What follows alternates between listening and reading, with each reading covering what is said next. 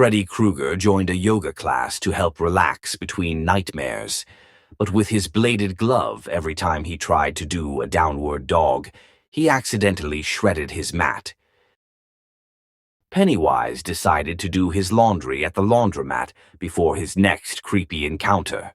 Unfortunately, the washing machine wouldn't stop making his clown suit shrink, and now it's a struggle just to get the pants on. Ghostface sat down to order takeout after a long night of chasing victims. But every time he tried to read the menu, his mask kept fogging up, making it impossible to decide between pizza or sushi.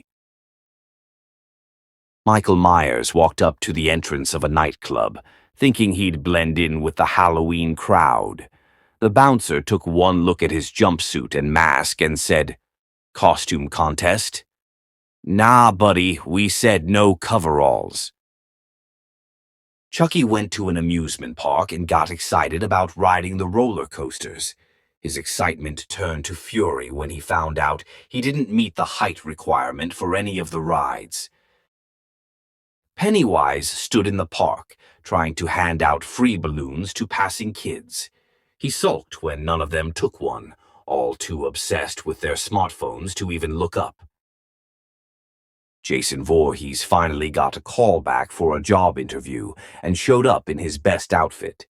Unfortunately, the hockey mask made every security guard at the office call the cops before he even got to the door. Freddy Krueger tried to relax with some TV after a long night of terrorizing dreams, but he soon found out that his razored glove made it impossible to hold the remote without changing the channel.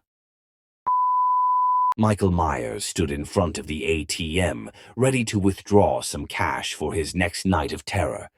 But no matter how many times he entered his PIN, the machine just wouldn't accept Halloween as his PIN. Chucky stood in the toy store, trying to blend in with the other dolls on the shelf, but every time someone passed by, the motion sensors would go off. Apparently, even a killer doll can't sneak past a security system. Jason Voorhees walked into the gym, determined to get in shape for his next killing spree. No matter how hard he tried, though, the staff refused to let him sign up. Apparently, hockey masks aren't proper ID. Freddy Krueger sat in a quiet cafe, sipping his coffee as he prepared to haunt some dreams later that night. He grumbled in frustration when he realized he'd fallen asleep himself, and no one's scared of a guy snoring in a booth. Pennywise stood in line at the grocery store, his cart filled with balloons for his next scheme. When the cashier asked if he had a loyalty card, he frowned. Every time he applied, the system insisted he was already registered as a clown. Ghostface sat down at the coffee shop, scrolling through his phone trying to pick his next victim. Frustrated, he sighed, realizing his face recognition wouldn't unlock his own phone. "I think I messed up when I found an old hockey mask while cleaning out the attic and decided to try it on for fun.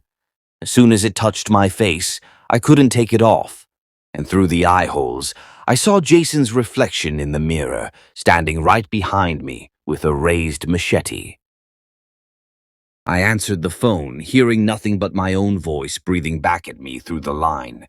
Then a whisper crept through the silence, "Turn around," and I saw Ghostface reflected in my TV screen, already raising the knife as I realized the call was coming from my own phone. I peeked into the storm drain, curious when I heard a child's laughter echoing from below. As I leaned closer, Pennywise's hand shot out, dragging me down while he whispered, "You'll float too, but no one will ever find you." I stood at the edge of Crystal Lake, tossing a stone into the calm water and watching the ripples spread. But when the stone sank, Jason's rotting hand shot up from the depths, gripping my ankle, pulling me under as the water turned ice-cold and silent. I smiled when I saw a balloon tied to my mailbox, thinking a neighbor's kid had left it there. But when I grabbed it, Pennywise's voice echoed from the sewer below, saying, "I didn't forget about you. I just wanted you to grow up first. I tossed my old Chucky doll into the donation box, thinking it might make some other kid happy. That night I woke up to tiny footsteps and his voice whispering in the dark. You shouldn't have given me away. Now I'm coming back for you. I found an old rusty machete while hiking near Crystal Lake and thought it would make a cool souvenir. Later that night, as I lay in my tent, I felt the cold blade press against my throat, and a voice whispered, "Thanks for bringing it back." I woke up relieved, realizing the nightmare with Freddy Krueger was just a dream. But as I rubbed my eyes, I noticed deep claw marks carved into my bedroom walls and blood seeping from fresh wounds on my chest. Iron Man's suit malfunctioned, or so I thought, until he looked at me with cold, calculating eyes. "This isn't a malfunction, it's a decision," he said, as the suit's weapons targeted me. Spider-Man caught me in his web, his eyes hidden behind that mask. "Not all monsters look like villains," he murmured as the web tightened around my throat. When the bomb was first created, it was never intended to be used, but in the end, there was no other choice. Billions of years in the future, scientists would discover this phenomenon and would name it the Big Bang. My daughter won't stop crying and screaming in the middle of the night. I visit her grave and ask her to stop, but it doesn't help. The city's greatest hero caught my eye and smiled, his cape billowing in the wind.